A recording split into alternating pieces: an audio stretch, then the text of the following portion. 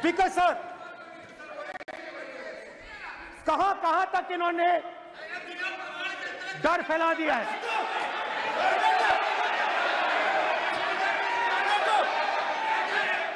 Please please sir, कहां कहां तक इन लोगों ने डर फैला दिया? मैं आपको अयोध्या से शुरू करता हूं।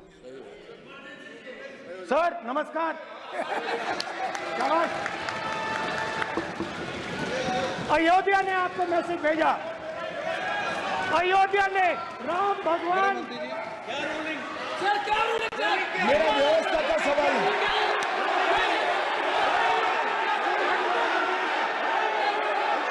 इस सदन के नियमों की पुस्तिका, इससे कुछ सदस्यों को क्या मुक्ति दे दी गई है? आपके गाइडेंस के बाद भी बार बार तस्वीर बताना, पूरे बीजेपी को हिंसा कर रही है ऐसे कहना, खड़े होकर एक दूसरे के बीच में हस्तधून करना, सारे नियम इनको लागू नहीं होते हैं। नियम मालूम नहीं है तो ट्यूशन रख ले साहब। सदन इस तरह से नहीं चल सकता है। ये सदन, मेरा आपसे आग्रह है कि ये सदन ऑर्डर में रहना चाहिए, नियमों के अनुसार रहना चाहिए। ये हम सभी सदस्यों का आपसे विनंती है। स्पीकर सर, एक मिनट प्लीज। माननीय सदस्यगण, आप ही किताब राम बताओ। भगवान की जन्मभूमि ने, अपेक्षा करता हूं कि अपन बीजेपी इसके नियम प्रक्रिया चले। नो, सब चले। नो, आपने बताया था नियम। नो,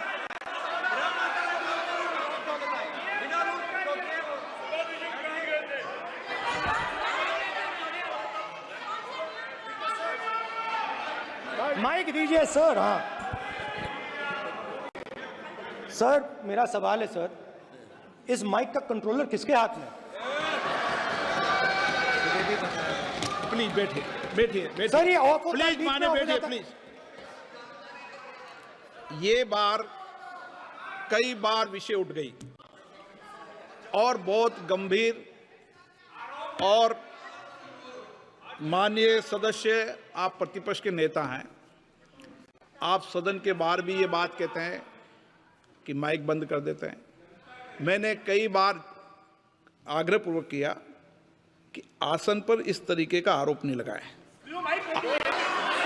नो प्लीज, बात सुनिए। आसन पर सभी दल के, प्लीज, आसन पर सभी दल के लोग बैठते हैं और सभी दल के लोग सभापति तालिका पे हैं और सब जानते हैं कि एक व्यवस्था होती है, जिस भी माननीय सदस्यों को आग्रह किया जाता है बोलने का वो बोला जाता है, और जिसको आग्रह नहीं किया जाता उसका माइक चालू नहीं होता। आप बोलने के लिए खड़े, आपका माइक कभी बंद नहीं हुआ, कभी बंद नहीं हुआ। आप अगर आसन में जो भी विराज रहे हैं वो अगर आपका नाम नहीं पुकारते हैं तब माइक चालू नहीं होता। ये व्यवस्था हमेशा इस सदन की रही है, पुराने में भी और नए में भी। कभी आसन पे व्यक्ति पर माइक का कंट्रोल नहीं होता। दूसरा, माननीय प्रतिपक्ष के आप नेता हैं और आपसे ये अपेक्षा की जाती है कि आप लोकसभा की प्रक्रिया का, संचार नियम का पालन करें, संविधान की जो व्यवस्थाएं दे रखी है उसकी पालन करें, और सदन में बोलते समय किसी भी धर्म को के ऊपर ऐसा आक्षेप नहीं करें जिससे पूरे देश के अंदर विषय पैदा हो। यह आपसे अपेक्षा की जाती है। सर, मैं बिल्कुल आपकी रिस्पेक्ट करता हूं स्पीकर सर, मगर मेरे भाषण के बीच में सच्चाई ये है कि माइक ऑफ हो जाता है। मैं क्या करूं, हो जाता है वो। अब आपने देखा मैंने अयोध्या शब्द यूज किया और माइक ऑफ हो गया। नो,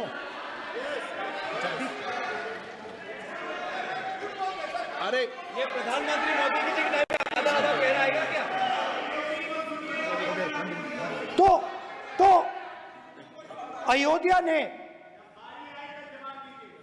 राम भगवान की जन्मभूमि, प्लीज ब्रदर, राम भगवान की जन्मभूमि ने बीजेपी को मैसेज दिया।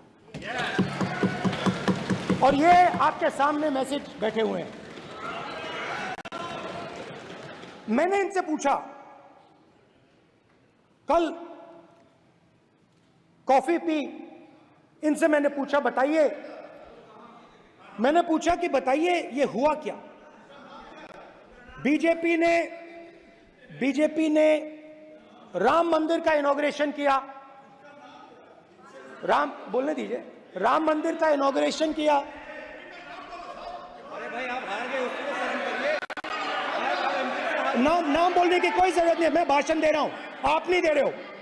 मुझे बोलना है जो बोलना है, मुझे नाम लेने की कोई जरूरत नहीं, मुझे जो बोलना है मैं बोलूंगा।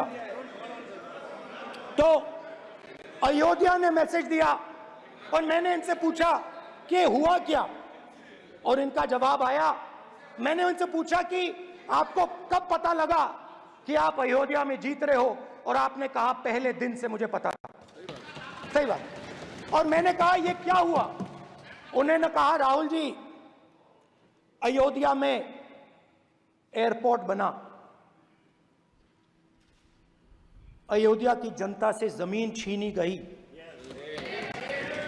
और आज तक उन्हें मुआवजा नहीं मिला है। उन्होंने कहा, सही बात, उन्होंने कहा कि अयोध्या में जो भी छोटे छोटे दुकानदार थे, जो भी छोटी छोटी बिल्डिंग्स थी, उन सारों को तोड़कर गिरा दिया गया और उन लोगों को सड़क पर कर दिया गया। इन्होंने यह भी कहा कि अयोध्या के इनॉग्रेशन में अयोध्या की जनता को बहुत दुख हुआ, क्योंकि इनॉग्रेशन में अदानी जी थे, अंबानी जी थे, मगर अयोध्या का कोई नहीं था।